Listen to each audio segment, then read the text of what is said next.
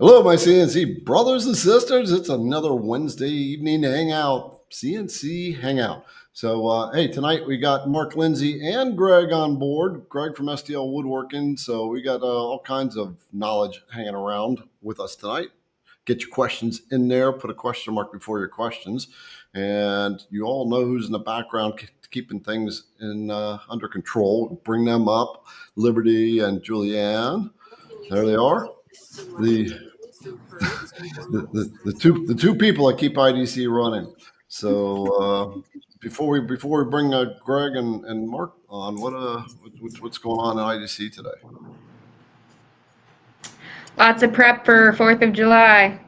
Yeah. Lots of prep for 4th of July. Gotcha. Yeah, folks, 4th of July sale. Just kind of keep that in your noggin. If you're on the CNC insiders list, we will send you an email. Don't worry. It's like, twice a year you have a nice sale. Well, this is one of those nice sales that a lot of people will enjoy.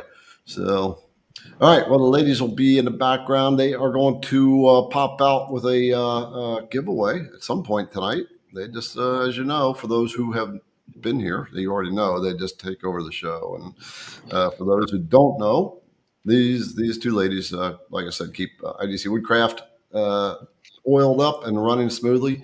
And I forgot what else I was going to say.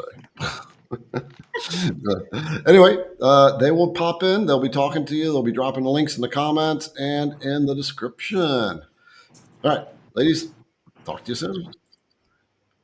All right, we're going to bring up Greg and Mark. You guys both have been guests on the show, and it's kind of this last time we're thinking, who do we want to get on? Let's see if we get Greg and Mark on board this time. So that's what we worked out. So thanks, guys, for joining up. Have you guys done live together before? Yeah, I had Greg as a guest on my live stream a few months back. Yep. Okay. All right. And yeah, you're going to have Liberty on at some point. Well, if she ever answers my PM, yeah. I sent her I told her I would send her a private message on Facebook, and she's never replied to it. So yeah, I don't know. I guess she got a better offer, She's in the background going, whoa, she must not have seen it or something. So you can see her right there. She's like looking now, trying to find it. Panic typing. Right. So AWFS is happening in Las Vegas next week, right? That's correct. Yep. No, it's like 3 weeks. It's the week of the 22nd, I believe. Okay. Yep. So for some reason, when we were talking before the show, I thought it was this next week. 22nd of July? The week of the 22nd, yeah, that week. Okay. Yep. Are you going to be there the whole week? I will be, yes. Okay. I'll be dropping down there for a day, maybe.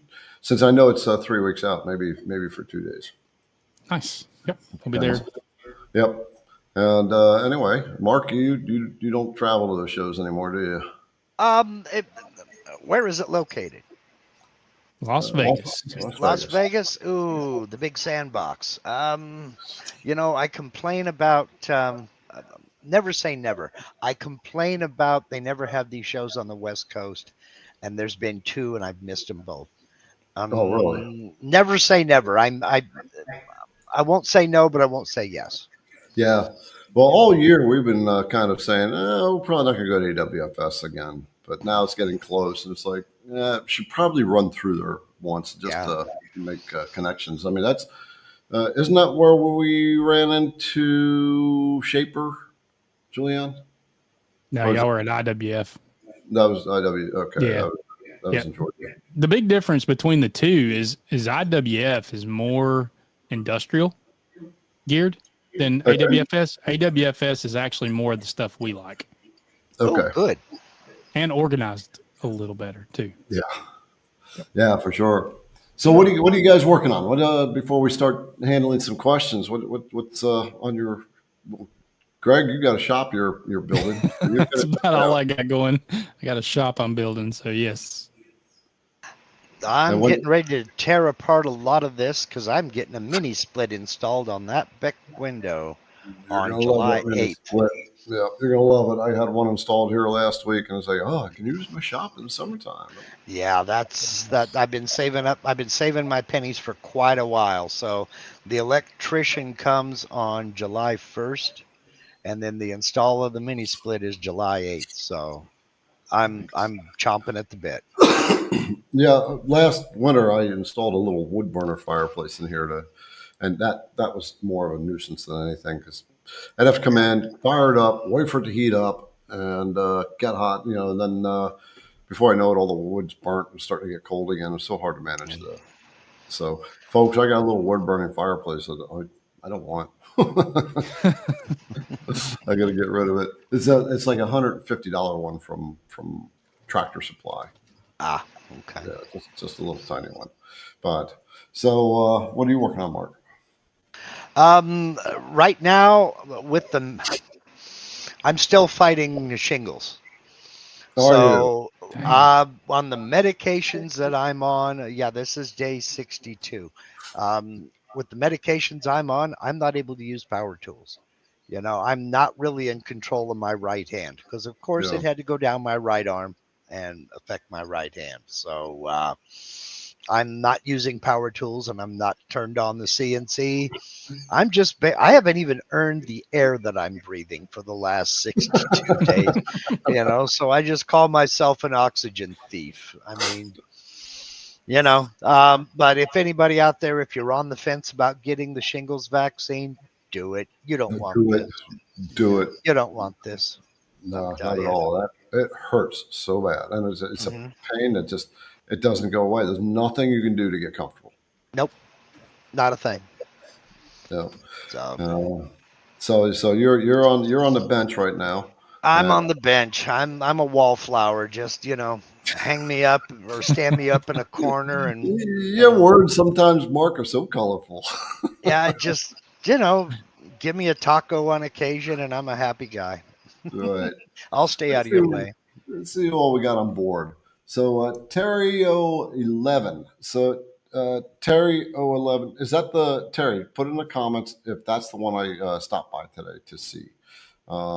We found we have a brother creator in town here. Oh, sweet.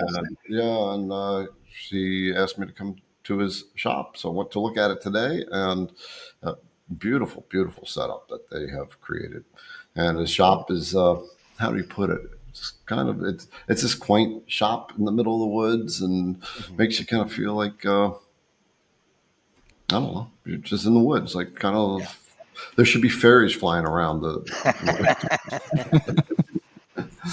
So anyway, nope, not that one. Okay, but he said he was going to be listening in tonight. Who we got? John and Roland, Terry 01, Kenny, JR, R&R, Woodworking and Custom, Howard, Dean, Randy, Brooks. What's going on, Brooks? I know Gary Lynn's on board. Dan Campbell.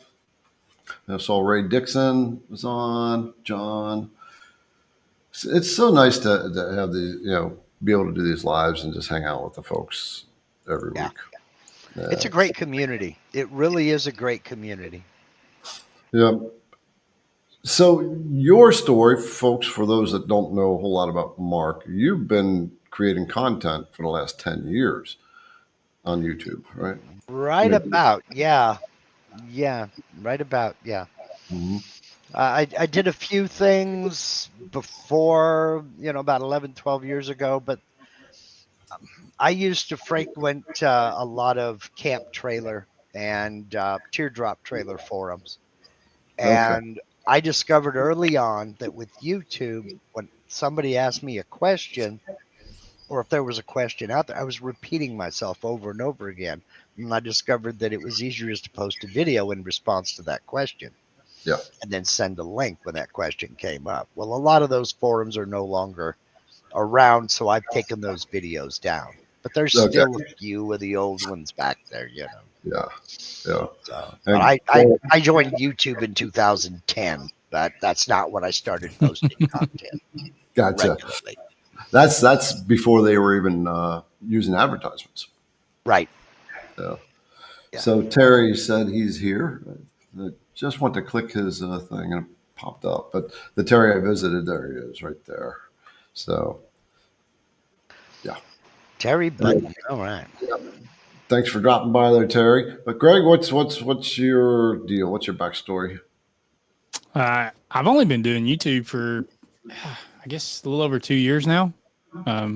Woodworking for, I don't know, 8 or 9 years, I guess. Kind of seriously, the last 5 or 6. Yeah, not super long, but yeah, it's been a lot of fun. I came into it. Kind of wish I'd have been into it 5 years ago. But yeah, no, it's fun. I'm enjoying it. I love the Yep. community. We just have a blast everywhere we go. Yeah. Anybody that's new to CNC or is new to this live stream, then to make a comment. So you're brand new to CNC. If you've been here and you already said you were new, you don't need to say it again. We already got you covered. All right, guys, let's jump into see what kind of questions are hanging out there. Let me just scroll right up back to the top. So Sheldon is saying, I'm most interested in how and which version will allow multiple. I gotta make my screen a little larger. Multiple third-party STL image import for combining into wall art, similar to how to design and make files are imported and combined. Mark, sounds like a question for you, brother. For that, you are going to need a Spire. VCarve Pro will only allow you to import one STL file because VCarve is not 3D software. Aspire, it's unlimited. You can import as many STL files as you'd like. I thought I was able to import multiple. Oh, that's import from not from within the Vectorize library. Right. That's Right. External imports. Okay. Yes. Right. Third-party STL images, he's asking specifically. Gotcha. Yes, you're unlimited on the Vectorize clip art library. So. All right.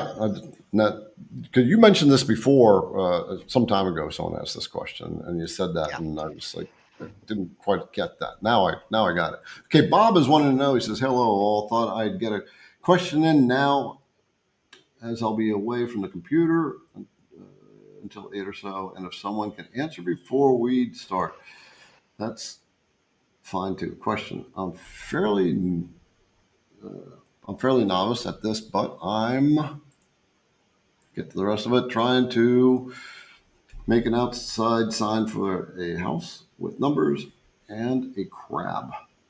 I got the numbers put. Numbers, but I'm trying to get sorry, guys, my eyes are kind of bugged out right now. Trying to cut the area around the crab without cutting the outline so it remains intact. You grasping what he's asking here? Trying to do a stacked type thing. There could be 2 or 3 ways to interpret that. What do you think, Greg? I feel like he's trying to do like a stacked text type thing. Yeah. Maybe. That's possible, but then again, maybe he wants the house numbers with the outline of a crab around it. There are several ways this could be interpreted.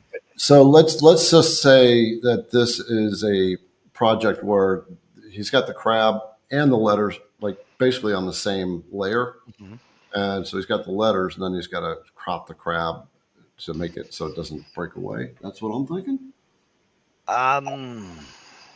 I need a little bit more specifics. If he just wants the outline of the crab left, that's basically draw a vector around, the same size as your material, basically a rectangle the same size as your material. Select that and select the outline of the crab, and it'll use a pocket tool path, and it'll pocket out everything around it. Yep. If that's not what he's asking, I need more specifics.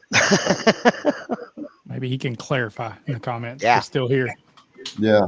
So, Bob, if it's a stacked text type of thing, if you're trying to do letters on top of the crab, let us know. Just give us a little more detail on that. Joseph is saying just put a spindle on my long mill and the PWN chiller 300. At what temperature should it not go above? Greg, this is one for you. Yeah. I don't have a chiller. Even when I had the PWN water cooled, I never had a chiller. I guess, Joseph, I'd ask you, why are you using a chiller? I've heard some folks say, so if your shop gets really warm, really hot, the spindle's going to warm up and the water's going to warm up a lot quicker and start to get quite warm. So, But he's got the chiller, so he's got a chiller. You don't necessarily need the chiller unless you're going to be running a lot. Yeah, because I mean, I'm in Georgia, so it's pretty hot here, and I ran the water cooled spindle for a long time. I never used a chiller, and mine did fine. But Yeah. I mean, if I had to give you a guess, I'd just say, don't let it go above room temperature. Keep it at room temperature. If you got a chiller, you should be able to keep it that temperature. I'd say 76, 78 degrees. Yep. You can keep that. That would sound good. That's what I would say too. Terry from Doggone Productions. Garrett, I have an IDC surfacing bit 1 inch. After putting it in simple green bath, there was black residue between the shaft and cutting head. Is this safe to use? Should I buy a new one? So I had that question ready. So you're getting some black residue on the top here. I'm not sure why you would be getting the black residue there, but I'll have to test it. But that shouldn't ruin anything. That should make the thing work just fine, because it's not gonna affect the brazing that's holding the cutting tips on, and it's not gonna make your bit dull. So you'll be okay. That happened to me as well. Okay. And it's basically a discoloration of the steel, and it came from me letting it soak in the simple green too long. It doesn't affect it. It doesn't affect it. It just, in the future, don't let it sit in the simple green more than, say, about 10 minutes. That should be enough to loosen up anything you got to scrub off. But yeah, it did discolor the steel. Okay. So what you're talking about is, you said it's happening right The shank. here. Yeah. Yeah. Did he say in the shank, or was it all right? Got rid of his question there. If it's on the shank, then yeah, I would definitely want to know if it's on the shank of it. But Between if the it's shaft and the cutting head is what he's saying. yeah. So right in this area right here. Okay. So this is painted silver color. So the paint might have been affected a little bit by the silver simple green if you soaked it a long time. Yeah. Eric is saying, question for everyone that uses VCarve. I have the desktop version. If I go with the Pro, it would only be for the gadgets. Is it worth the cost? Mark? The difference, there is more than just gadgets. I understand you said that that's the only reason that you would do it, would be for the gadgets. The cost will be the difference in what you already paid and what VCarve is currently selling for. So only you can answer that. Is it going to be worth the cost? I mean, there are several other things that come with Pro that are not with desktop. What are some of those things? Job sheets, for example. Job sheets on desktop? There are some, I want to say that there are not tool paths, but there are some tool path tools that are available in Pro, but not desktop. And that mainly has to do with the size restriction that's on desktop. That's the other thing, the size restriction that's in VCarve desktop. All right.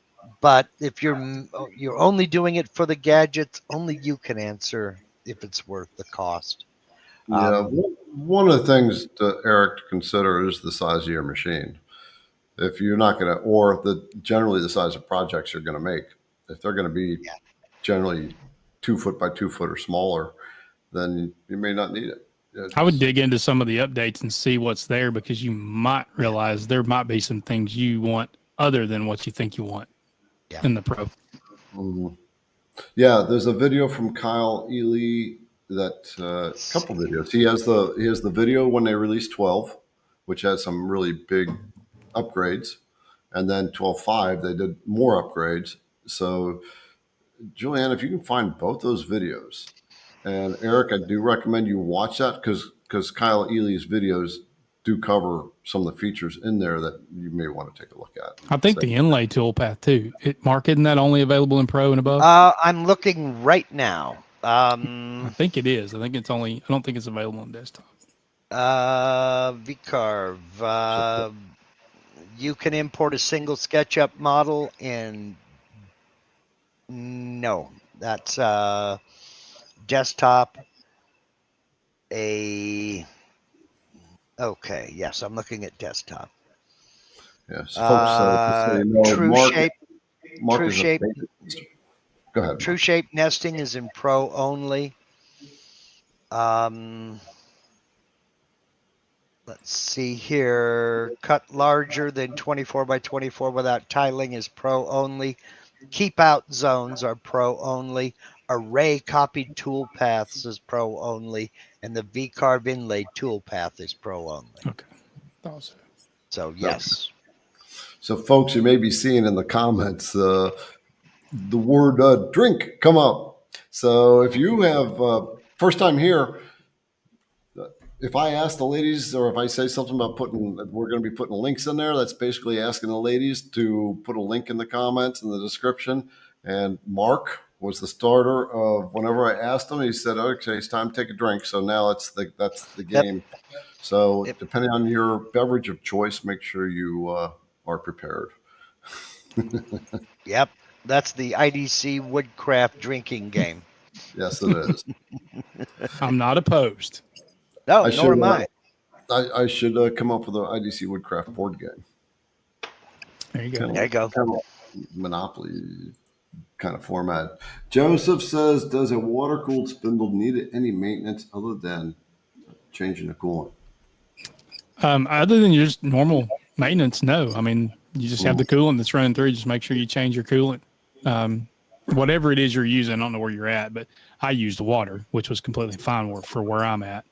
But yeah, if you're using coolant, just change it out. Just your normal spindle otherwise. Yep. Yeah. Mine is I use antifreeze in mine. The windshield washer antifreeze. Mm-hmm. So if your shop if you expect your shop to get cold, like below freezing, you definitely want to use antifreeze because don't use water because it can expand and freeze and crack the housing. But spindles are sealed.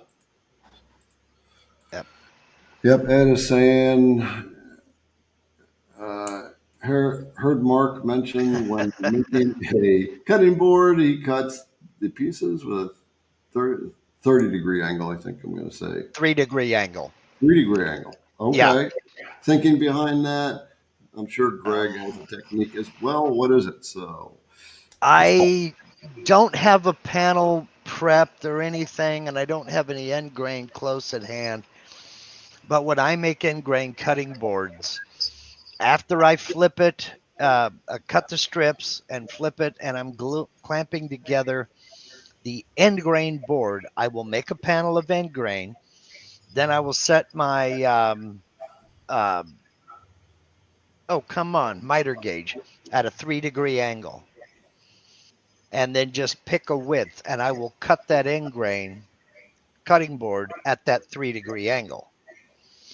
Then when I go to set it up, I flip every other piece. And what that does is that introduces little triangular pieces in the mix. Then I'll glue it together and cut it up again at a 3-degree angle. And that picking a different width. And that basically just, instead of having just square pieces in my chaos cutting boards, I have triangular pieces. And okay. I do get questions, how do you glue those little triangle pieces in there? The easy answer is I don't. Yep. I agree. I do the same thing. I don't always necessarily use 3-degree, but yeah, I do a different angle. So I get different when I'm doing a chaos board. Mm-hmm. Yeah. Cause the whole purpose is to make it just Make it chaotic. Yes. Exactly. Mhm. That's So the whole anywhere from 2 to 5 degrees, you know, Yep. and it's not always the same. Yep. You're right. So you're cutting the board, like if you run it through your table's hole or whatever, that Yeah. way. You got it rotated at you A little rotate. bit of an angle. Okay.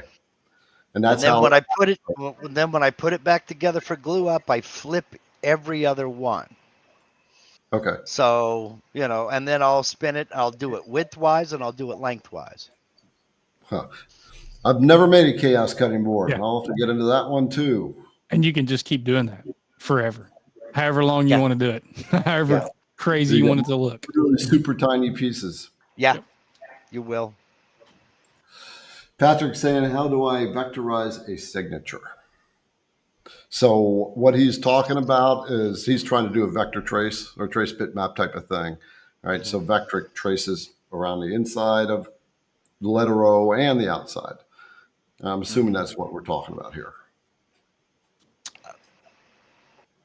I have a suggestion if you have it, and I just because I've done this, and I have this. If you don't have it, understand the shaper trace is pretty awesome. It's if you haven't seen it, yeah, you can write anything. You can write a handwritten letter, put the shaper trace around it, and it will vectorize the entire note you wrote. It's pretty cool. And you choose between the outline or the center line. Yep, it's pretty cool. And it works pretty good. The only thing I would say is the shaper trace is limited to about the size of a standard piece of printer paper, 8.5 by 11, a little bit smaller than that. Yes. And get you like a black Sharpie and sign it big if you can. If it's too late, if the signature's already there, do the best you can. Yep. I mean, you know. If you happen to have a 3D printer, let me just throw this out there. There is a file you can buy where you can have a shaper trace that is about 3 foot by 2 foot. Oh, really? Nice. Yeah, it's a 3D printed file. It's pretty cool. Okay. So, Patrick, the answer to you is if you use vectoric, it will not do it as a single vector. It will. No, it won't do a single vector. It will do the outlines. Now, your other choice is if you can scan it in as preferably a PDF. If you can scan it into PDF, or if you have to, a JPEG, and then do a bitmap trace from there. And you can always note edit and get it. Mm-hmm. You know. Yeah. One of the other things you can do is the vector will wrap around the whole outside of the letter, and you can cut that vector at some points and just take the outside. And vectoric and the other softwares won't do it. The shaper trace is it's a frame, and it's got all these domino kind of looking things around the outside. You got one? Okay. I have one. Yeah. Mine's in there. I'm glad yours is close. It's software. I wanted to get one of those, and I keep forgetting. So, Julianne, just put that on my Christmas tree list. Yeah, they're definitely worth it. Yeah, and it's a software, so it'll be on your phone. You'll take a picture of it with your phone. Yeah, it's all. Of course, now the box doesn't want to open. What is going on here? Get a link, Julianne. Throw that in there. So. That's the problem. Take a drink. I just asked Julianne to do something. Yep. Yeah, I 3D printed the big one, so I have the large one. Now, if you do print it and you have the large one, keep in mind you still have to be able to take the same picture. So you're going to have to get way up above your project to make sure you get a good picture. That's it. There it is. That's what it is. And basically, it uses these dots to register where it is. You use your phone, and you have to scan in that code right there, and then that loads the app on your phone. Okay. And then you're ready to go. But it does work. It works pretty slick. Yeah. Ellen said this: if you order a shaper tracer, it comes with a marker. She likes to use a find marker instead. Cody is here. the Jenny Bit guy. Is that the marker that comes? I use both of these, Sharpie regular and Sharpie ultra fine. But Okay. yes, it does come with a marker. Let's dig it out. That's the marker it comes with, and it's the same as an ultra fine Sharpie. Okay. So I just use an ultra fine Sharpie.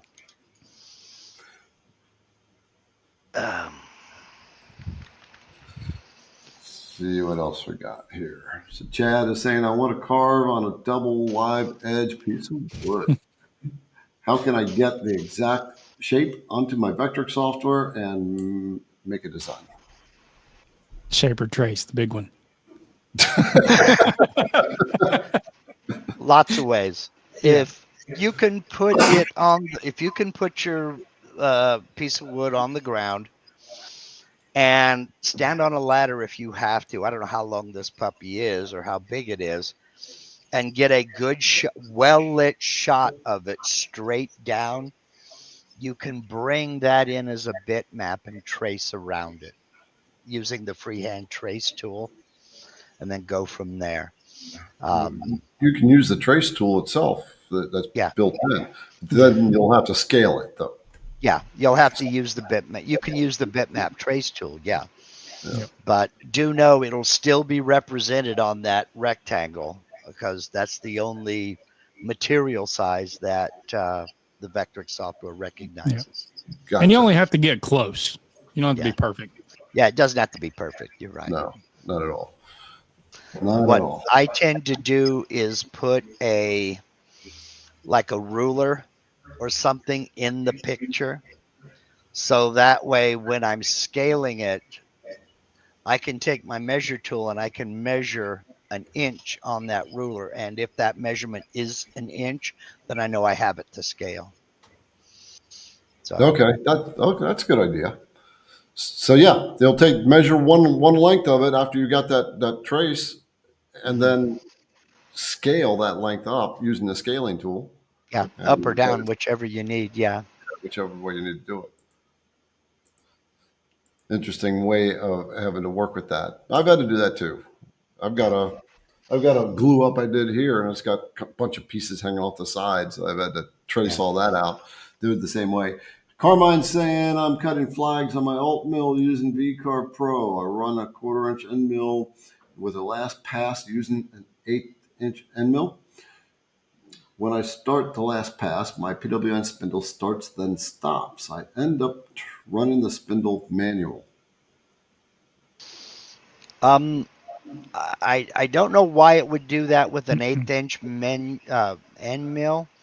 Might want to get a hold of PWN and let them know this is going on, or alt mill. I mean, whoever you got the spindle through. But something else to look at before you do that is look at your G code. Yeah. And when you get to that 1/8 inch end mill, you'll see what is it? G M3 or M4, isn't it? Yeah, I'm actually looking and trying to find one of mine right now. It's one of the M codes that starts and stops it. It's either an M3 or an M4 at the top. Oh yeah, that's gonna be that'll be an M3. M3 turns the spindle on clockwise. Okay. M4 turns on counterclockwise. Look for an M5. If you have an M5 code anywhere except the bottom of the G code file, and I don't mean the last one, I mean like the last 4 or 5 lines. If there's an M5 anywhere in that code, that's what's shutting off your spindle. Yep.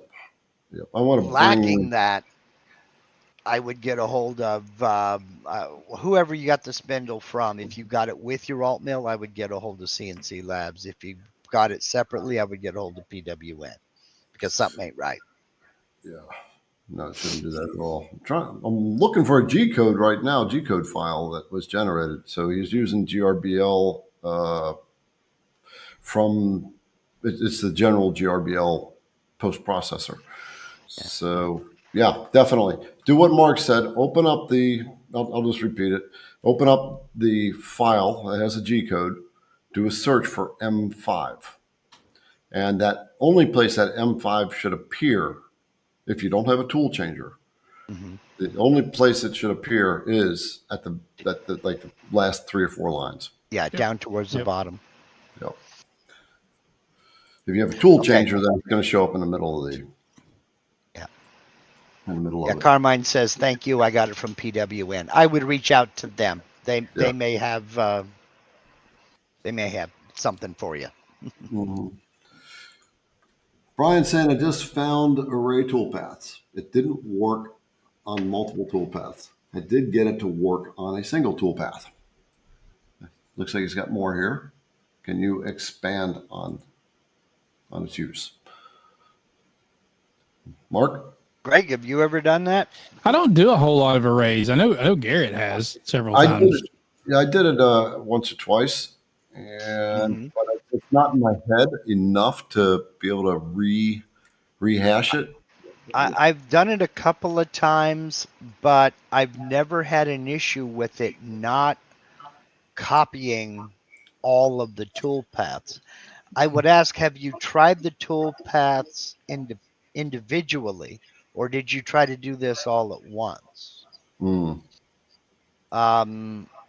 the array toolpaths, just for clarity, that's where we have multiple of the same projects in the thing, and instead of it writing G code for one, it will. This is say we're using a 90-degree V-bit, and you can use that one item, and then you're going to copy all that stuff, and it's going to do all the 90s on all the parts. Then you'll come back, do the next tool. It'll do it all on all the parts. Yep. Right. Okay. Yeah. So it should. Now, I would also ask you, are you using VCarve Pro or VCarve Desktop? Yeah. It's been a long time since I used array copy or the array toolpaths. Do a search, please, Julianne, and see if you can find. Okay. Brian says, yes, the toolpaths worked on a single item. Okay. Did you try them individually? So, like, say you've got 5 toolpaths. One, then go on to the next one, then go on to the next one. Try them individually. I know it's a pain, but I mean, you know, he's using VCarve Pro 12.5. Okay. Yeah, I would reach out. Yeah, it should. I would reach out to Vectorize. There may be an issue. Yeah. Yep. One of the other things, Brian, if you're in Kyle's class, right, and learn your CNC, you should be able to message Kyle and see he'll be able to answer that too. It may be something running in the background that's interfering with VCarve, and it's not, doing it. You can beta test it till the cows come home, but you're never going to account for every situation. So maybe something going on that they need to create a patch for. Yep. So. That's a tool pathing technique that works really good for like when you're doing the same projects over and over, like the guys that make all the smokers, the bourbon smokers. They got them all laid out. Yeah, I make those. Remember, put your question mark in front of your questions. So that's from Julianne. Remember to put your question marks in front of the questions, please. That way she can catch that. Let's bring the ladies out. Let's bring them out because they've been sitting in the background doing nothing for a little while. So let's make sure they're ready to go. I know Julianne's ready to go. Let's say hello there. Doing nothing. That's what you just said. They're sitting in the back doing nothing. I know they are very busy. Shame. That's what I heard too. Just saying. Just let it be known, Greg and Mark did not say that. Yeah, right. Yeah. Remember where that came from. Oh boy. Never say that.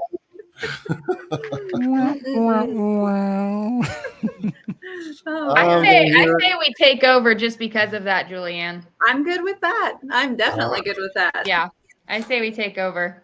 All right. Cool. All right, folks. The bosses have come in, stepped in. Mark, Greg, and me are sitting on the sidelines. We know who wears the pants in the family around here. I'm happy to sit back and drink coffee. It's a great gig. There you go.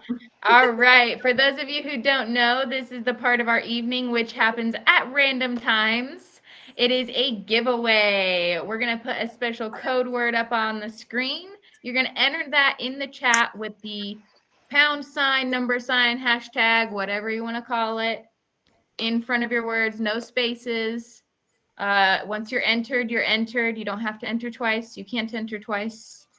And it is 25 on us. All right. Hashtag 25 on us. Exactly. You're welcome, Terry. I love giving M&Ms away. Sweet. And that's an O, not a 0 in that. So Oh yeah, good point. The capital O is always rounder, like more of a circle. Yeah. When the number O Yeah. is narrow. Okay, there's a question. Do you use the strike through when you're handwriting something out and there's a 0 and an O? I use the strike through. Do you? I don't. I do.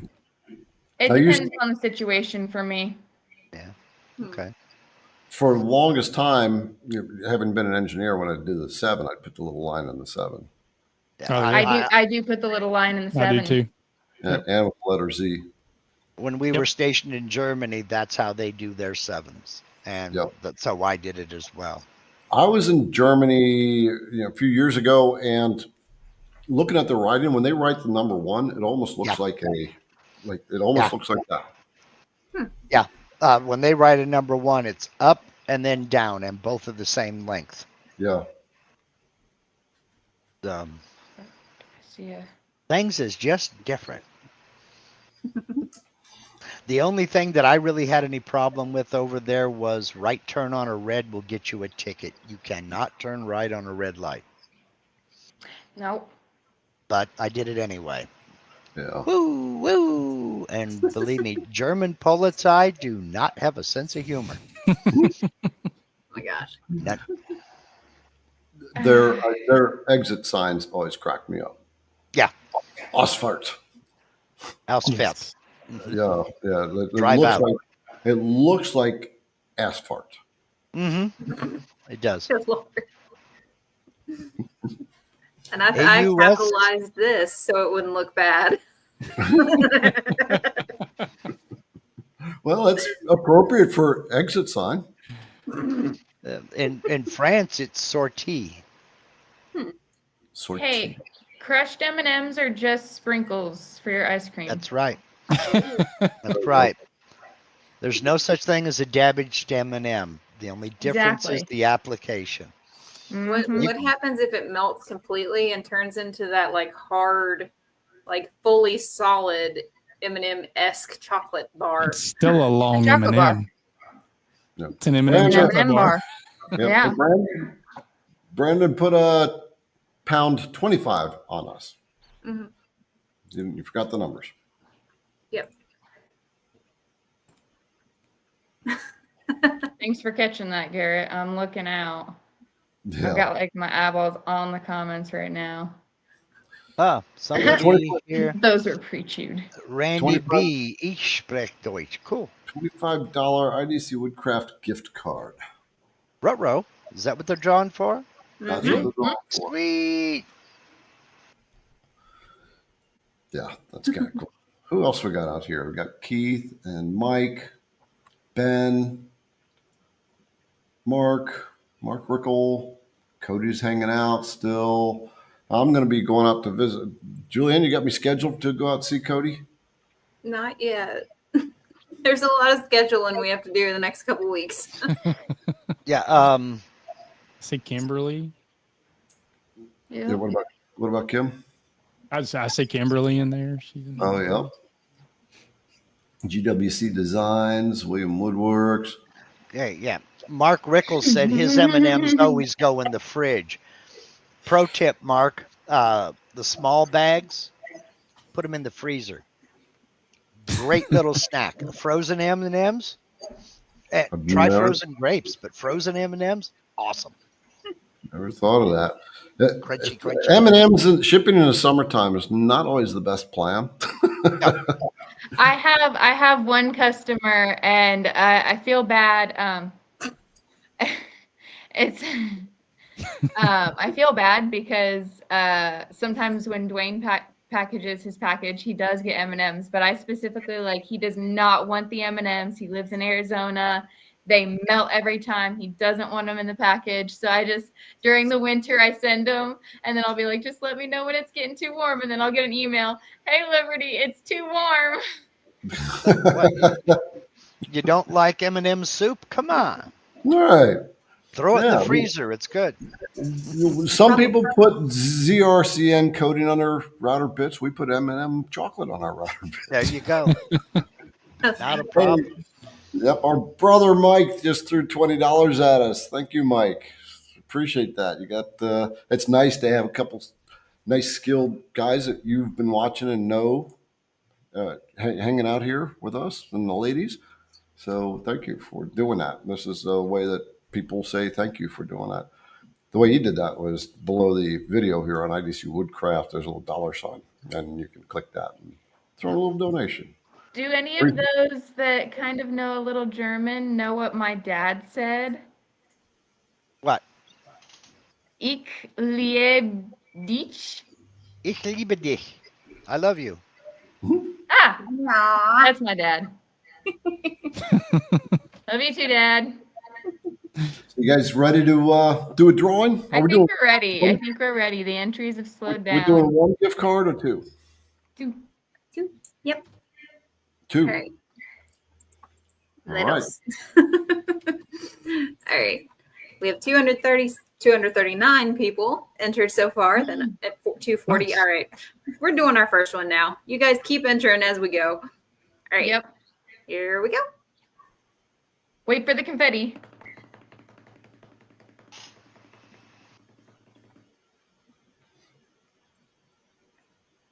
Eric, last row. Awesome. Eric Lathrop. All right. Eric, congratulations. $25 gift card for IDC. Oh, wait. I forgot to enter so I can see my name fly up through there. Shame. Is that legal? That would be fun. I should enter my name too, just to do I it. do just for the because I'm going to say no. Don't draw again. I just want to like to see my name fly across the screen. Oh my gosh, I forgot. Okay, so sorry, you guys. Actually, last week. Oh, forgive me. Oh forgive me. yeah. Last week, we had somebody that gave up their ball down bit because they already had one. Oh. So we get to give that away. We also have a ball down bit to give away this week. So that's the 1/4-inch downcut ball nose end mill that we came out with recently, where it's most of the ball nose bits, they have the upcut for the end mills, and they do cause a lot of tear out. Bring the picture up here, Julian. Drink. Oh, sorry. Hold on. I'm getting there. 5 seconds. There you go. So I made this marble maze with that bit, and this is it. This is raw material right off the machine. So it didn't have to do any sanding. If that was with the upcut ball nose, that would have been torn up, brother. Torn up. So you get this file with that bit too. And what else they get, Lib? The bearing. If they Yeah. decide to make the marble maze, they get the little marble to do it. There you go. Lost my Yeah. marble. So we want Then to. you get the file and the instructions. And the instructions tell you everything you need to get and where to get it from. Got to thank Two Towers Art, threw another $20 in the pool. So, ladies, you're gonna have to buy yourself some more pizza. When you guys do this, you keep the coffee till full.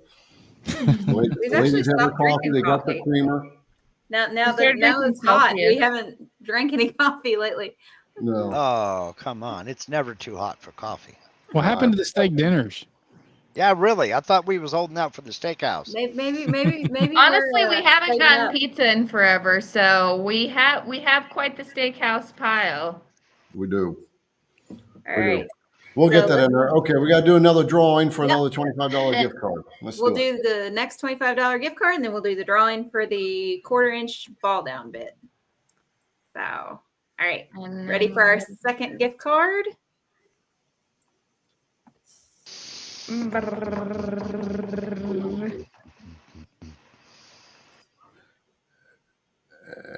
And it's Ray. Ray Russell! Senior. Yeah. All right. Yep. Congratulations, Ray. All right. Yeah. Okay. We got a couple last minute entries there. I see that apparently want that bit. So here we go. Okay. I'm gonna share a screen to let them just see what the bit is. Okay. Yeah. Go ahead, and then we'll draw. Okay. I see James Hendricks out there said pizza, gross. I'm right there with him. I hate pizza. Do you hate pizza? I can't do the consistency. I won't eat it. Life is too short for that kind of negativity. No. Agreed. Gross. Liberty's been Pizza with is IDC for a long. It's the Wait a minute, perfect I wasn't food. on screen. Was that Liberty or was that Julianne that said that? I'm over on the different- Julianne. I don't like pizza. I never Okay. have. No, I can get that. Julianne is quite particular about her food. Textures. It's textures. Yeah. So that's the bit that they are about to give away, folks. All right. As a All right, parent, I had a so- name for somebody who was picky about food. Oh gosh. All right. All right. Here we go. Let me turn off some things. I've got 20 zillion tabs up here that I'm trying to keep track of. There we go. Okay, and we're back. 246 people in the drawing. Let's do it. Down cut ball nose.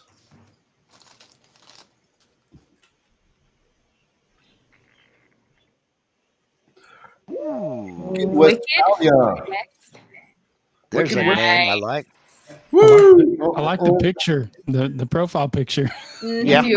the VW bus. Yeah, It's cool. Sweet.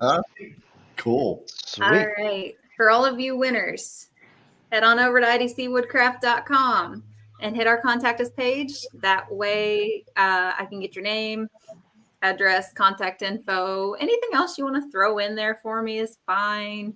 And Tell go tell ahead. If you'd Julianne like your to throw in favorite. your password, you know. Trying to get favorite social pastime, security numbers hobbies? last week. I know I was wanting those. I didn't get any, sadly. Tell her your favorite pizza order. Ugh. There you go. Yeah. But all right, you guys, and make now Eric and Ray are good, but Wicked Westphalia, I'm going to need your actual name, Yeah. please. Yeah, that's a cool name though. That makes you stop and think. All right, very cool. There was a giveaway, and folks, congratulations everybody who won. It's always good to do a giveaway, and it's always nice to be the receiver on the giveaway. Bob. Remember we Bob did what? the what? Bob what? Bob. Okay. Remember we His did name is Bob. the golden ticket thing? Uh-huh. Mm-hmm. That was fun. The guys That that was won. fun. Yeah, we had a new product and we did a golden ticket. And if the person got a golden ticket, then they got a. What did they get anyway? I don't remember, but it was quite a They- prize. Oh, let me tell you exactly how many stores I had to visit to get the amount of M&Ms that these guys won. Because what was it? It was 5 pounds each. Mm-hmm. It was like 5 pounds of M&Ms each, and I cleaned out Walgreens, CVS, and Kroger of all their giant M&M bags. Oh, wow. And then it had like glow sticks. We had those little party whistle things. We had There's a party.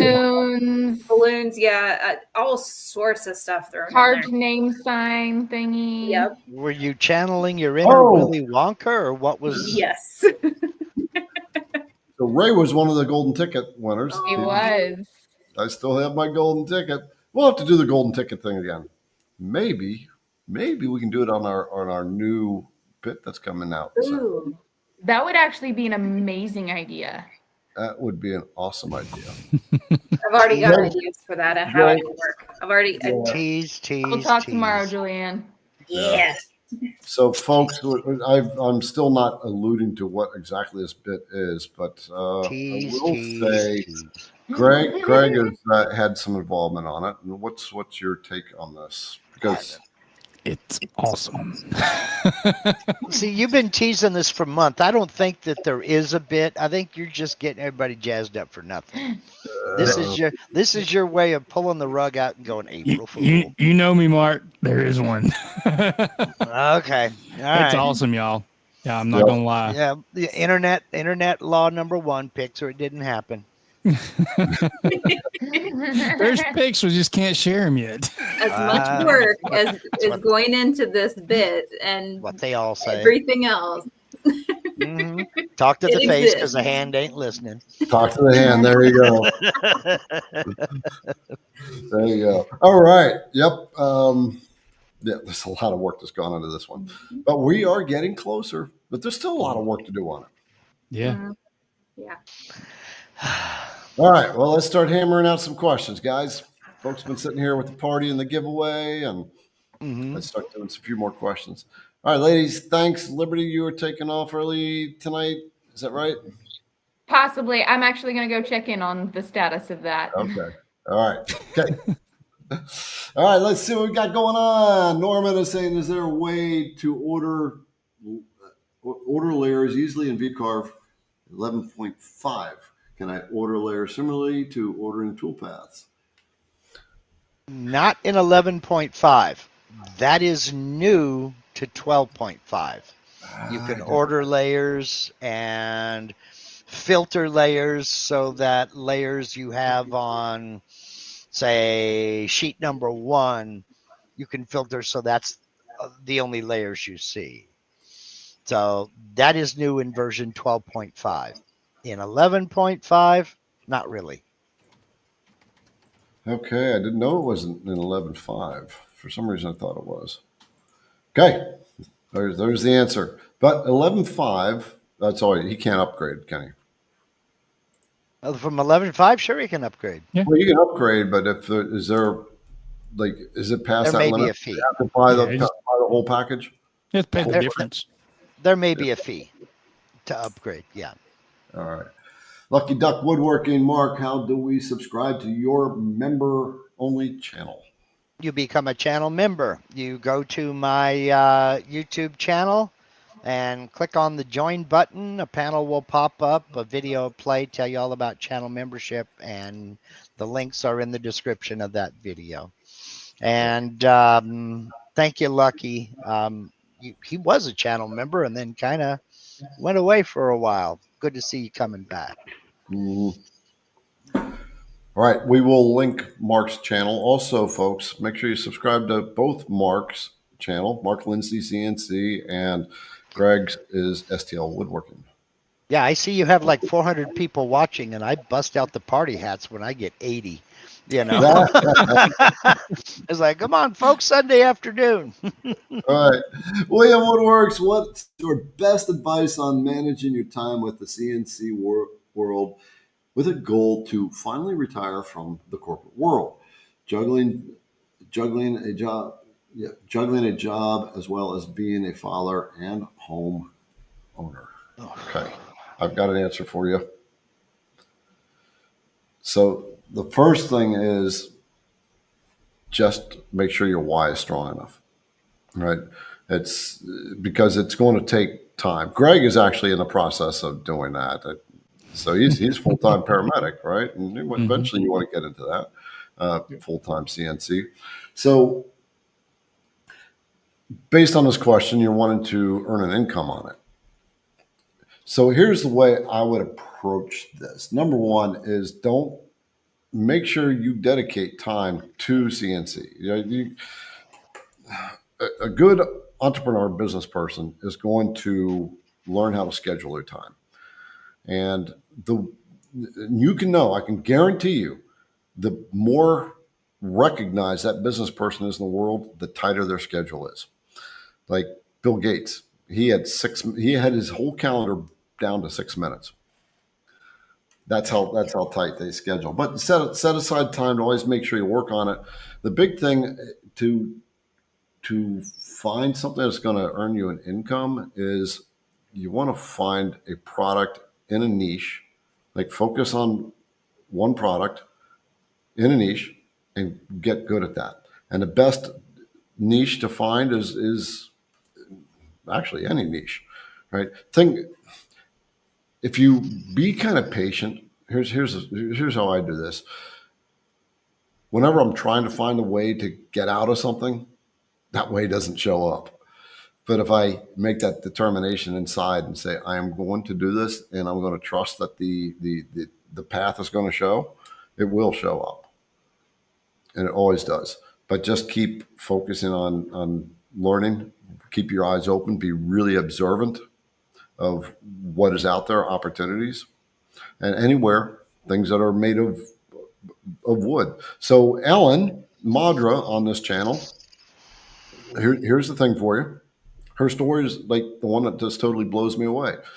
She was at a funeral and just mentioned that she was working on a CNC, and it happened to be somehow the person that she was talking to, or that person knew somebody. Anyway, she makes full time. She makes parts for vintage CNC, vintage jukeboxes. Right? Talk about a weird niche. I knew someone that all they did was make the signs on the backs of boats, the names, right? The Miss Bell, whatever, or the sea, Mist of the Sea, things like that. Keep your eyes open for opportunity and let people know what you do. I agree with Garrett 100%. I have something, going on even right now where I was just at a place paying attention to what they had and realized I can make that. I wonder what they're paying for it. So I inquired about that and found out I could actually save them about $3 per item. So I pitched that. So, but that is a thing where if I were to get that what Garrett said a while ago, true. I would actually be able to completely leave my current job and do that full time. Just that one thing. If I were to get that contract, I could do it. Maybe not, but just always keep your eyes open. You just never know. You never know. Yep. There's someone else I talked to. They ended up doing out of like really rough, crappy plywood. They would just cut holes in a board and cut the board to a certain shape. It was only for packing in a box to act as like a hard surface, and just make them by the thousands. Used the beast, roughed it out. The finish didn't matter; just needed the form for the company.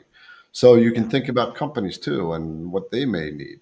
The best you can do is find production. Right? Your cost per piece is gonna have to come down, but you're making your money by the part. Well, not only that, but you have hobbies. What are those hobbies, and what can you make that'll make that hobby easier?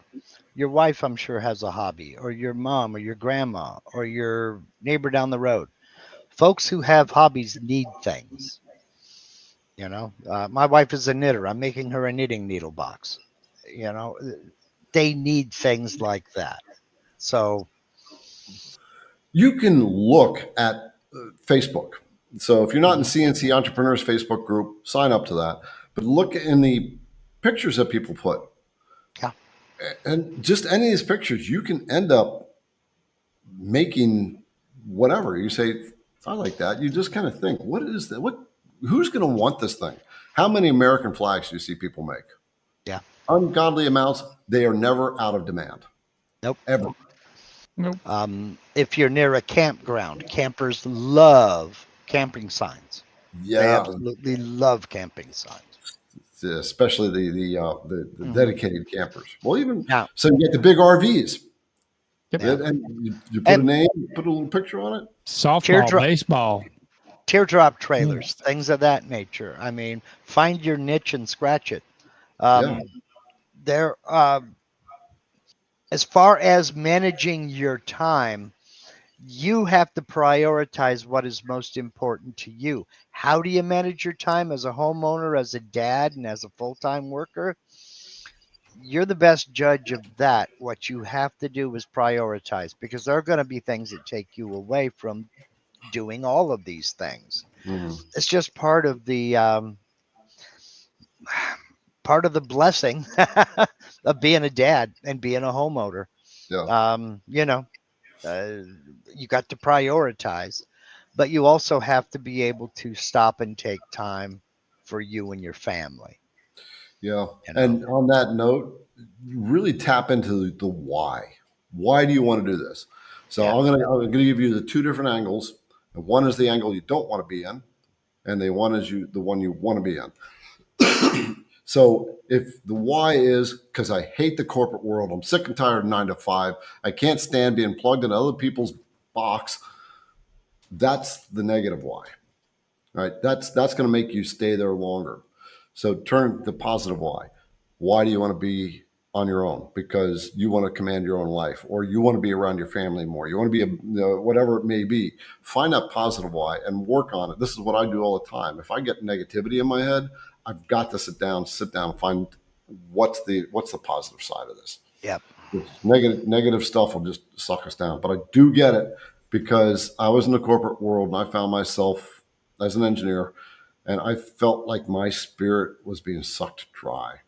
This is pretty vulnerable, but I knew that it was time to get out of the corporate world when I sat down at my couch one night and I loaded my pistol and put it to my head. All right. And the only thing, that's how bad I was off. And the only thing that stopped me was I thought about my daughter. It says, what legacy would I leave for her? And I put that down. I went into the bathroom, looked in that mirror, and I said, I don't know what the hell got me here, but I will never be here again, ever. And that's what has led me to a no regrets life. Just go for it. Yeah. Yep. Okay.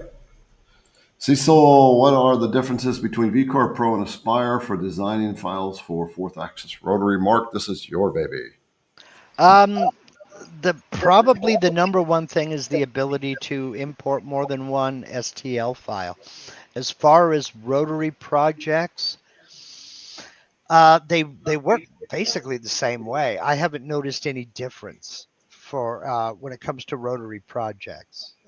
Basically, they work similar to a flat project, but in VCarve and Aspire, you're basically wrapping one axis, be it the X or Y, around the rotary. But the same rules apply. You can only import one STL file, and with VCarve. And with VCarve, you cannot create your own models. With Aspire, you can create your own models and put that geometry to work on the rotary axis, what you can't do in VCarve. So, okay. Carmine said when it comes to niche products or making products, Carmine said American flags are highly customizable. Can't make them fast enough. Yep. They never go out of style. The best you can do is do the American flag and find niche it down even more is into maybe military or police or whatever it may be, and just focus into that group. Get to know that group and what's really important. Yeah. The better you can niche, the better you'll do. Okay, what's already just did that one. Yeah. So we got Vortex. Hey, I haven't seen Vortex in a while. Okay, so Mark knows this, but I am looking for my second machine. I am going to start with pens, so I need a rotary. Should I go for flexibility like Avid or a machine like Onefinity? Yeah, I'm gonna stay out of this because I already answered him on Sunday. He asked this question.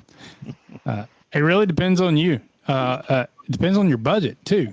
I mean, if you're looking for, I don't know what your budget is, but I mean, if you've got a, significant budget, obviously Avid would be the way I would suggest, because I have one and so does Mark, and I also have a rotary with the Avid, but it's quite expensive. So if you're looking for a more budget friendly, then yeah, I would go with something like the Onefinity with their rotary tool. That would make more sense. Mm-hmm. And you can also think of it like what a lot of people do is they'll buy the Onefinity and let the machine buy the bigger machine. Yeah. Well, something I see here says he's going to start with pens so I need a rotary. If you're going to use a rotary axis to carve pens, I think the better idea would be to invest your money in a lathe and learn to use that. I agree with Mark. Get somebody to teach you how to use your lathe, because there are a lot of things you can do on a lathe that you cannot do on a rotary axis. Yeah. For instance, inside cuts. I have to agree on that too. Yep. You're gonna cut that pen a lot faster on a lathe. I wish that there was a nice little CNC lathe out there. I have not seen one. I've searched for them about a year ago, and I asked CNC Labs if they would start to develop one. Cool. Well, Mark's 100% right, especially with pens. You're not going to get your inside carve to be able to, unless you go take it to a drill press after you turn it. You're not going to be able to get your stuff inside that pen. Okay, he says, I have 2 lathes already. I want to get fancy. Well, David. Okay, I see. He wants to make like the Harry Potter kind of wand kind of pen. I see what you're going for now, like a horse's leg or something like that. Yeah, all right, gotcha. Then you want a rotary. So, Yeah. but you got your answer on which way you should go, and several different options. Yeah, if you want, you got a bunch of options. So I am one. I like to put my cart before my horse. So if I bump myself into that Avid machine with that big thing, I gotta earn the money back from it. Yeah. All right. All right, Stacy. But as I said Sunday, David, sit down and take an honest appraisal of what you're going to do with that machine, and be brutal on your opinions. You know, yeah, I'm going to do that, but how often am I going to do that, really? And let that help guide you, that and your budget. Yeah, the rotary alone for the Avid is more than an entire CNC machine. Yeah, like a 150. Just the rotary tool alone. Just keep that in mind. As you see it with the rotary and the new control box, this is about $16,000 sitting behind me. So, how much? About 16,000 now. Okay. I'm not even going to say what mine is. Yeah, yours is crazy. Stacy's saying, I just done some letter engraving into some maple wood and spray painted the carved letters. I've gone as heavy as 80 grit, but I can't get all the paint out of the maple. Any suggestions? Yeah, you need to seal it before you do that. You didn't seal it first. I'm assuming the paint got into your wood grain. Mm-hmm. Yep. If you're trying to salvage this project, keep going. With the sanding, that's the only thing that's going to do it. But remember, every time a bit touches the wood, and it doesn't matter what kind of bit it is, the minute it starts cutting into that wood, you are creating end grain. And the pigment from paint, dye, stain, it doesn't matter what it is just going to right into that and blur. And what's the word for it? You're thinking of science? Bleed? Yeah. Oh. Bleed. Thank you. Bleed. I couldn't think of the word. But look, it's going to bleed into it. Pro tip, don't get old. There's all kinds of things like this that happen. I can't remember a word. I use spray shellac. It's my go-to for sealing. It's quick, it dries fast, and it seals the wood great. Yep. Yeah. So the wood is basically like a bunch of straws stacked together. And if you're coloring your letters, then what's happening? It's wicking into that straw on the wood, and that's what it's so it's down inside. You have to sand way down to get that out, and you may not be able to because you may not. All the way down that cut, you're sucking into those straws. So seal it. So the shellac, we use lacquer, and seal it after you carve it so you can paint it. There's different ways, different techniques to seal, like different, how would I say it? Sometimes I'll seal a board before I do anything to it. Sometimes I'll seal it after I do carving to it. Really depends. I do them both. I do both. Seal it before and then seal it after carving before I put any pigments in. Right. Yeah. I use sanding sealer as well. Yep. That takes a while to dry. That's water based. Okay. What? Yeah. Okay. One of those lessons that we sometimes just catch. I think all of us have probably hit that one at one time or another. Yeah, it happens. I mean, if you don't think about it, and because it's real easy to get excited, and we don't want to wait around for things to dry. So, well, I don't need it on this, and sure enough, you do. I've even seen it with epoxy. Yep. So, I do epoxy all the time, and I always seal. Yeah. Yeah, folks. I say it all the time with CNC. The actual carve is the least of your concern. Yeah. The setup of the project, if you don't get the setup right, you're going to ruin the carve. The process after the carve, doing the sealing, painting it, making sure you got your aura mask on the material first. Yep. So the carve that's the least important thing in the whole process if you want that carve to come out right. The minute it comes off of your machine, it turns into just like any other woodworking project. Now you got sanding and finishing. Mm-hmm. So. All right, Dwayne is saying, what tips, tricks, and bit recommendations do you have for HDPE color core sign project? Oh, flute bits. Oh, flute. Yeah, I did. What did I do? A video on? I think I just did an Instagram a few weeks ago where I was carving some color core, and yeah, Garrett's right. Oh, flute. Make sure you pay attention to your feeds and speeds, get them right, and that's really it. Color core is pretty easy. Juliana, I also use straight. Juliana Liberty, link to the Oafley pits, please. Go ahead, Mark. I also use straight bits, and it's just a plain old carbide straight bit. This is for cutting out. Now this one's for a half-inch collet, obviously, but you can get. Oh my gosh. Straight bits are ubiquitous. You can get them anywhere. That's probably one of the first bits I ever bought for my handheld router was a straight bit. Just make sure it does not have a guide bearing on it, and go for it. That half-inch, I cutting through half-inch HDPE in one pass, and it doesn't even feel it. And pro tip, it looks like shredded coconut, but it tastes nothing like it. It makes All right. sense. I want to just handle this one real quick. From Greg, said he emailed me about importing 3D files from IDC and Etsy. So we've got one or two 3D files on the website, but I don't have them on Etsy. But he's wanting to know how to import, and we're going to assume you're using Vectric. So we got a video out about that. I've got a video out about that. But Mark, you want to just do a quick rundown on that? Sure. I can share my screen and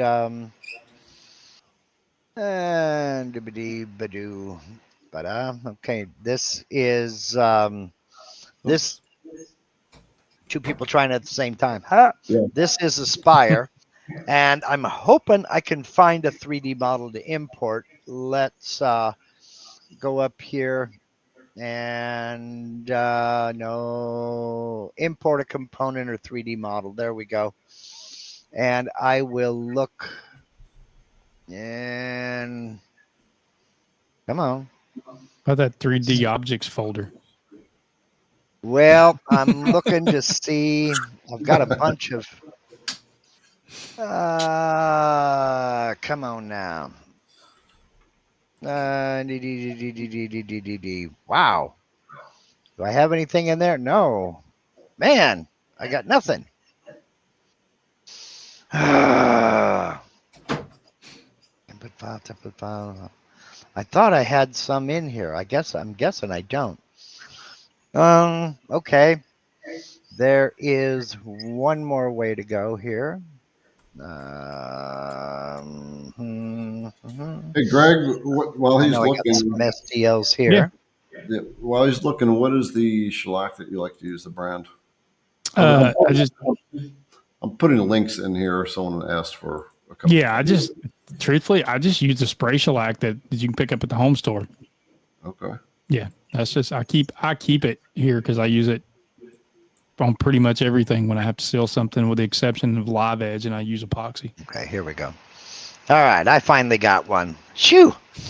Okay, so we'll open this one up here, and it'll take us into the import window. And I can look at this and see there's my piece of material down inside of the ball there. And look how big this son of a gun is. And I look over here and I see, aha, this was metric. So I'll come right here and I'll scale millimeters to inches. That creates a piece that's a little bit more realistic. Now what we got to do is we've got to get this is our initial orientation. It's showing this from the top, and that's what I want. I want to import the top. Okay. I can look at it and I can see there's nothing on the bottom, so that's not a problem. All right. So I don't need to worry about any of this on top. Now what I'm going to look at is my size. My material is 12 by 12 in this case, so I'm going to pick the biggest number here, and I'm going to change that to 11.5. And it's locked the aspect ratio, and I'll click apply. Now I know it'll fit in my material. Now I want to center my model. So my model is now centered in my material. So now we're going to go position and import. If we look at my model, we can see some of it's kind of got a gray cast to it. That means that this gray modeling plane is sitting on top of it. I'm going to take this slider right here and I'm going to drag it all the way to the bottom. It doesn't matter if it sticks up outside of the material. We can fix that once we get it in. What we're doing right now is we're figuring out how much of the thickness of this model is going to be imported. So by dragging this all the way down, we got the entire model.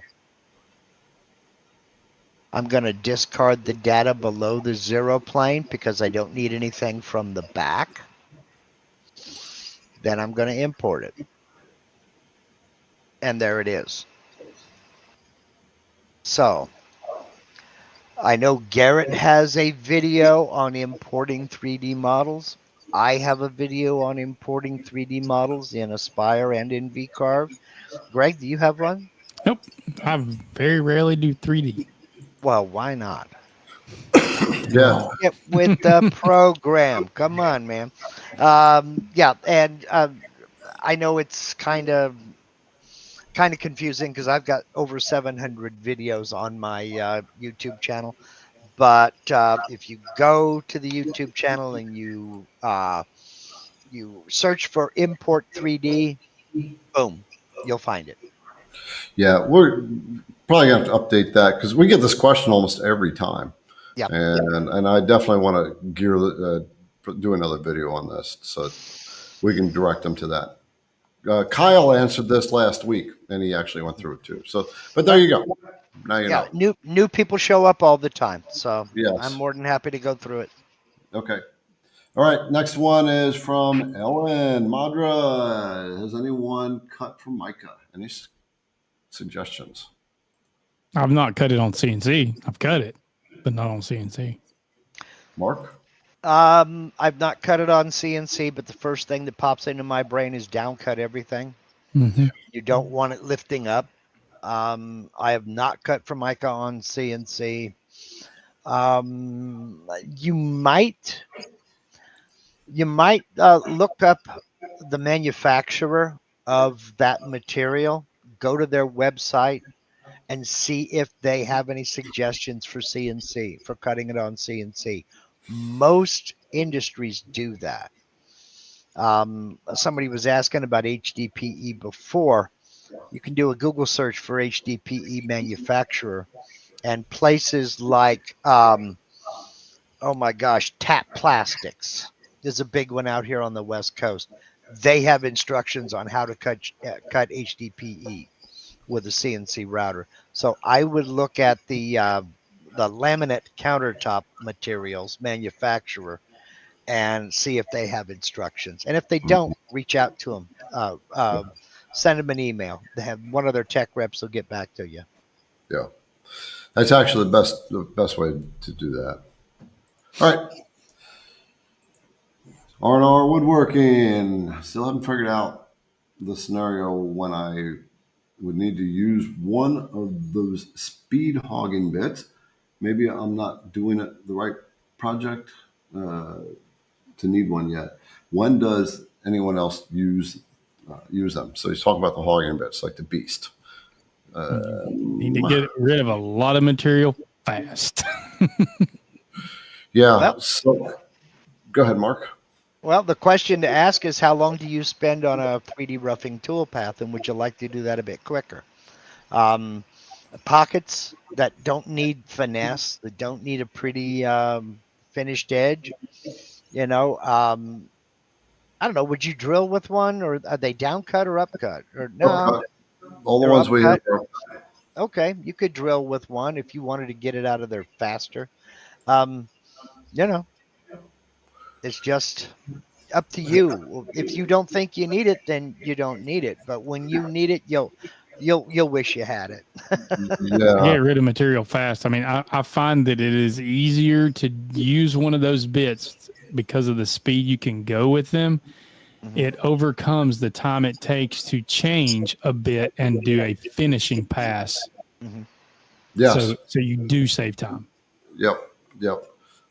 Here's a case scenario. So this is one of my favorite projects right here. It was a game piece and card holder for my niece, and we have raised the 2.5D relief font. So I had to cut all that material away.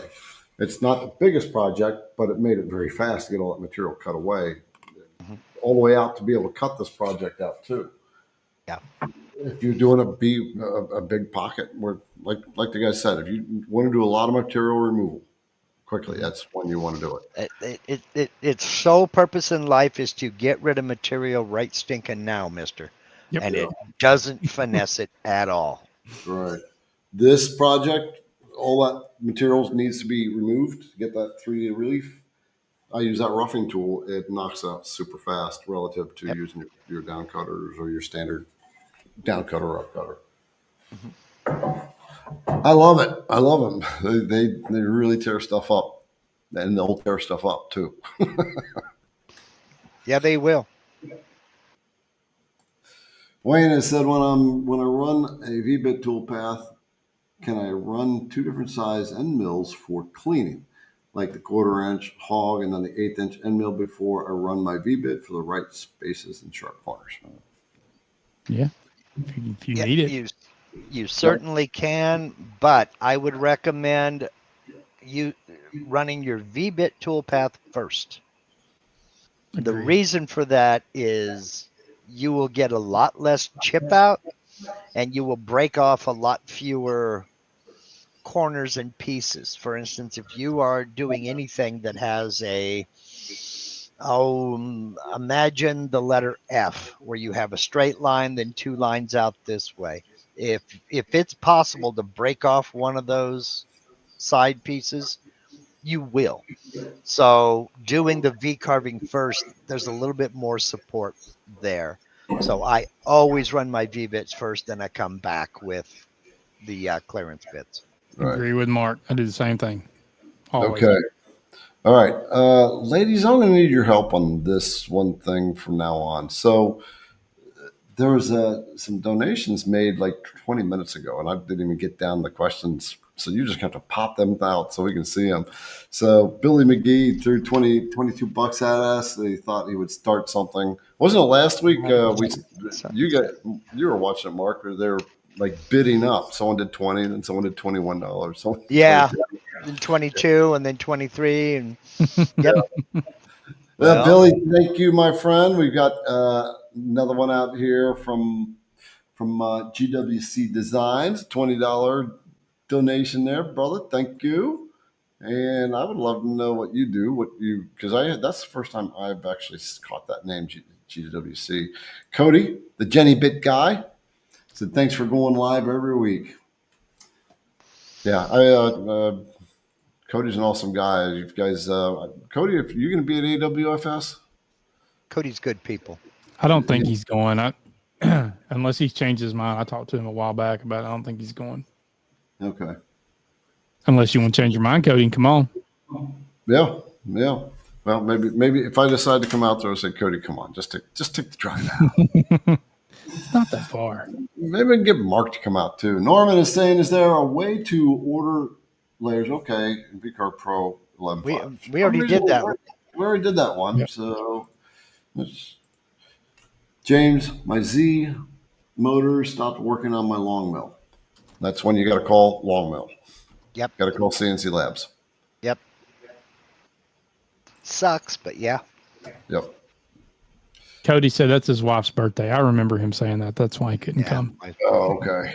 Well, you can buy her some hand planes, you know. Yeah. Fire CNC router. Hey, happy birthday. That would go over like a lead balloon. Yeah, Ivo, what's the best way to engrave a QR code? Just like you would any other V carving. Yep. Just Works. like any other V carving. So what I do is there are QR code generators that are out there. They're free. Mm-hmm. You take whatever you want that QR code to go to. You plug that in, and you can pick the type of QR code you want. I like the ones that have the little circles. You can get the ones that have the squares. Oh. If you want to carve them, or you can laser them. I do it with a V. I do it as a V carving. Yeah, yeah. That's I would paint your stock ahead of time, and then let the VCarve carve out the negative with the wood color. That looks pretty cool too. Yep, it does. I kind of have a love-hate relationship with QR codes because I was using them years ago when nobody used them. And I had a QR code as my logo for 3 years, and it generated one click.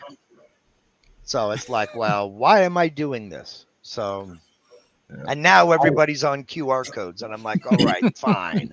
Yeah, we put QR codes on everything we do. Yeah. So the bits, they all have QR codes right on the labels, so you can get your feeds and speeds. Yeah. All the gift documents I have, the QR codes, there's QR codes everywhere. The IDC Woodcraft coffee mugs have QR codes on them. Yeah, they do. Yep, the stickers we send to you, QR codes on them. Mm-hmm. The sticker I got on my paint cabinet. Oh, that doesn't have a QR code on it, but it does have your website on it. Oh yeah. Oh, that's that. Yeah, that's that one. That's the main logo sticker. That does not have a QR code on it. Right. Stegalip. Is that Stegalip? Okay. And what's the best toolpath and mill to use for getting the center of the letter P, A, D, and R to cut properly when doing a pocket in a smaller sign with signature? Some of them are pretty small. I mean, the best tool path to get the letters when doing a pocket, so you're leaving raised text. Mm-hmm. That's tough. I mean, you might have to use like an 1/8 inch end mill. You may have to go down to a 1/16 of an inch end mill. Yeah, I mean, it just depends on the size. I like to use V-bits on all that stuff. Yeah, makes it much better, much cleaner. It's easier, less stress on the material, especially if you're doing really small stuff. What time is it? 9:34. We have a few more minutes. We have to get the ladies back on board. I've been hanging out in the sidelines, chewing the fat with people. Let's take care of a couple more questions here. We got 11 questions in the queue, but we won't be able to get to the rest of them. So let's see. This one I'd see. Okay, so Stephen put shellac on a pine board, masked it to paint the letters, did 2 with a flag and edge, but noticed the stars looked different. One set was fatter. Your board was not flat. Yeah, and they said found the 60-degree V-bit was gummed up, likely from the more mask glue and shellac. Possible. And, yeah, it was 100% in the garbage, in the garage. 100 degrees in the garage. Sorry, which probably didn't help. Any suggestions for cleaning bits? I mean, whatever it takes. Basically, I start with simple green, and if that don't do it, I go up to denatured alcohol. If that don't do it, I go up to VM&P naphtha that you can get at your home center. And if that don't do it, I get a new bit. Yeah, I use the simple green or the simple green inside the micro jig saw blade cleaning thing, and I just let them soak for a few hours and then pull them out. And I have yet to not have that work. Yeah, bit and blade. Let me get that stuff. I'll get a link for that. I did a video. Post that video. Link that video. It's the 4 things they need to know before they start buying CNC bits. Yeah. Bit and blade. And another thing is you're talking about it was fatter in some spots than in other spots. Get in the habit of surfacing your material first. Yes. Okay. 100%. Surface it first, then the same day do the carving. Yep. And make sure your spoil board is flat too. Yeah. Yeah, I'm trying to find the stuff that you said, Greg. What was that? It's a bit Micro jig blade cleaner. I did a video on it too a while back. It was one of my tools that every shop needs or something like that. But yeah. Yeah, the video I did, it was 4 things you need to know before you buy CNC bits. Really for brand new people who are just getting into it. Like, don't buy a high-speed steel bit. You'll make sure carbide cutting edges, what have you. But I also talk about what cleaning solutions you need to use. Yeah. All right, so knock this one out, and then we'll get one for Greg. Greg, do you have a link for the large shaper trace? I think I answered that earlier in the chat. Look on Etsy. There's a gentleman, I can't think of his name. He actually designed it. He has a shop on Etsy. He doesn't, you have to pay for it, but it's nothing. It's super cheap. Okay. All right, folks, we're going to have to stop answering questions. We're going to bring the ladies out, and we're going to call it a night. So we're going to bring Liberty up and Juliana up, and make sure you give them a bit of love. You know, they hang out in the background and do what they do, but they definitely do something. They don't do nothing. Boy, I kind of caught hell for that one. I have a feeling tonight they're plotting. No, Probably. never. Yeah, right. Yeah, they're kind of fun. Whenever there's a birthday and I go into the office, there's birthday stuff hanging everywhere. For Julianne's birthday, they wrapped up her entire desk. Like everything's wrapped up. What did you do? The stapler, the scissors, the sticky notes, the pens, the chair, the desk, the monitors, the laptop, the My mouse, printer. everything. The printer. That's great. Yeah, That's the awesome. chair. It was awesome. Definitely the chair, too. Just wait, Liberty. You'll have to be here on your birthday this year. Then we'll really go out. I'm Make in sure you know trouble. about this, because it's like I'll come in and I don't even know it's someone's birthday. Like, no one's telling When's me. Liberty's birthday? Who's Garrett? Liberty's is in October, end of October. Ah. So yeah. So, folks, make sure you give us a thumbs up. Go to these guys' YouTube channel, subscribe, watch their videos. Greg's, what do your videos generally cover, Greg? Yeah, a little bit of everything woodworking. I do a lot of epoxy stuff, some epoxy tables, CNC, just beginner type stuff usually. Okay. And, of course, thank you for the donations. We have to go to the chop house, guys. we definitely need to go to Chop House. Yeah, Somebody doesn't Chop like House is pizza. almost an a la carte restaurant in town, fairly new one, but it's good food. All right, with that, my CNC friends, Greg, Mark, thank you for coming in and spending some time with us. Thank you for having me, Absolutely. and see you folks who are subscribed to me on Sunday. No, I will not. I do not have a Sunday live stream this week because I've got to tear all this apart so the electrician can come in and run power for my mini split. But I will be back on the 7th of July, Sunday the 7th. No, 6th. 6th. Yes. Whatever that Sunday is. Yeah. Noon Pacific, 3 p.m. Eastern, every Sunday. I was talking to, just before people start hopping off, for the ones that haven't hopped off, I was talking to Liberty, and I was thinking, because you all know she's starting to make content, and I was thinking, Liberty, should you start a separate live for the ladies? And I just want to know what folks think about that idea for Liberty to run a show and bring in women creators from doing all the different stuff. Fantastic idea. Liberty looks a little scared right now. Fantastic idea. Or is that just me? It's a demographic that is not being served right now, and it needs to be. And I think you've got the voice, you've got the presence. You could do it. Mm-hmm. Thank you. Yep, totally. And the first guest you can have is Mark, but he has to have long hair for that. I think the beard and mustache would give it away, but I do like Ellen's name for the live, the Rat's Nest. Ooh, wow, it's pretty cool. Yeah, I would not have said that. Me neither. I think that's one of the screen names of somebody. Yeah. Yeah. Oh, okay. And Oh, Terry, no. This is why she said it. Oh, yeah. This is why she said that. Yeah, I'm in trouble with my smooth bit That's for funny. yeah. Terry said his wife would love to see that. Mm-hmm. There you go.